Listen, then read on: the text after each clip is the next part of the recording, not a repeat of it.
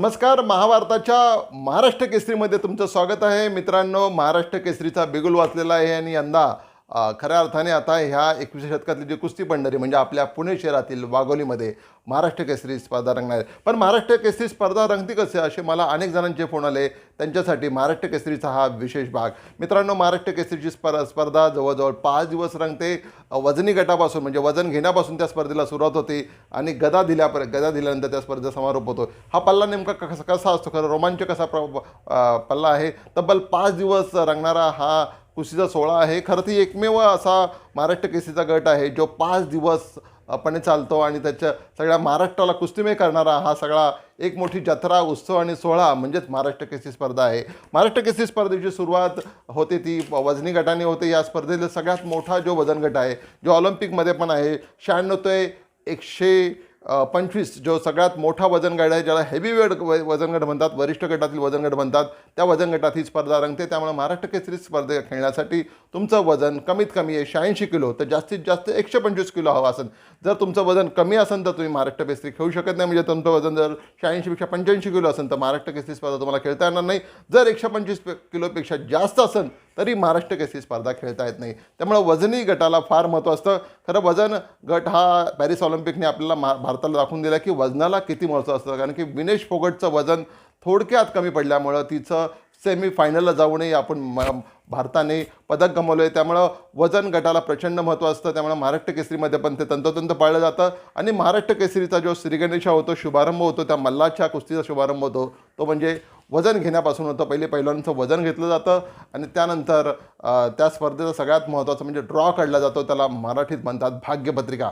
हे भाग्यपत्रिका पण फार महत्त्वाची असते. कारण की भाग्यपत्रिकेत तुमच्याच तालमीचा एक तगडा मल्ल तुमच्या विरोधात आला तर तुम्हाला मोठं आव्हान असतं. त्यामुळे ड्रॉ जरा सोपा असेल, तसा पेपर सोपा असेल तर तुम्हाला त्या कुस्तीतील अंतिम फेरीत जायला खूप मदत होते. त्यामुळे ड्रॉ ज्या दिवशी वजन गेट झाल्यानंतर म्हणजे सगळ्या पैलवानांची वजन घेतल्यानंतर त्याच दिवशी ड्रॉ घेतला जातो. जगातील अशी एकमेव स्पर्धा आहे महाराष्ट्र केसरी जी माती आणि गादी ह्या 2 गटात खेळल्या जाते. त्यामुळे ह्या दोन्ही गटाचे वेगवेगळे ड्रॉ निघतात आणि त्याच्यातील ड्रॉमध्ये समजतं कुठला पैलवान कोणाविरुद्ध खेळणार आहे.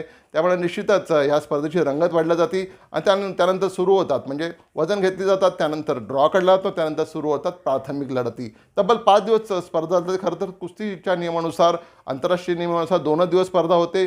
पहिल्या दिवशी पहिल्यांची वजनं घेतली जातात. त्यानंतर त्यांच्या प्राथमिक राऊंड होतात. दुसऱ्या दिवशी सेमीफायनल आणि फायनल होती आणि त्या दिवशी पण वजनं घेतली जातात. त्यामुळे पण ही जगातली अशी एकमेव स्पर्धा आहे जी 5 दिवस चालते आणि 5व्या दिवशी हा मानाचा किताब दिला जातो, तो म्हणजे महाराष्ट्र केसरीचा. त्यामुळे ही स्पर्धेची वजनं घेतल्यानंतर प्राथमिक लढती सुरू होतात.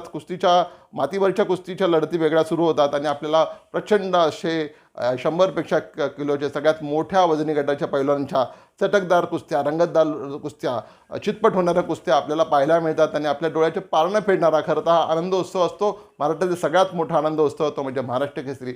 आणि ह्या रंगतदार कुस्त्यांचा शेवट त्या गटात होतो. म्हणजे तुम्हाला सांगितलं की मातीवरची पहिली फायनल होते, नंतर गादीवरची फायनल होते आणि ह्या दोघींमधील जो अंतिम विजेता असतो तो महाराष्ट्र केसरी किताबासाठी लढतो. आणि महाराष्ट्र केसरी किताबाची लढत ती होती म्हणजे ऑलिम्पिकच्या दर्जा असणाऱ्या मॅटवर. त्यामुळे जगातली अशी एकमेव स्पर्धा आहे ज्याच्यातील मॅटवरचा विजेता आणि मातीवरचा विजेता एकत्र लढतो, तो म्हणजे मॅटवरच्या कुस्तीत. आणि त्याला दिला जातो मानाची गदा आणि त्याला लाखो रुपयाचं बक्षीस मिळतं. आता 4 चाकी गाड्यांचाही उधळण ह्या वर्षी स्पर्धेत होणार आहे. त्यामुळे महाराष्ट्र केसरीची रंगत वाढली आहे. एकंदरीत 4 ते 5 टप्प्यात ही स्पर्धा रंगते. सगळ्यात महत्त्वाचं म्हणजे सुरू होते ती वजन घेतली जातात, त्यानंतर ड्रॉ काढला जातो, त्यानंतर प्राथमिक फेरी होते, त्यानंतर त्या गटाची अंतिम फेरी होते आणि सगळ्यात शेवटी रंगते ती म्हणजे महाराष्ट्र केसरी किताबाची लढत.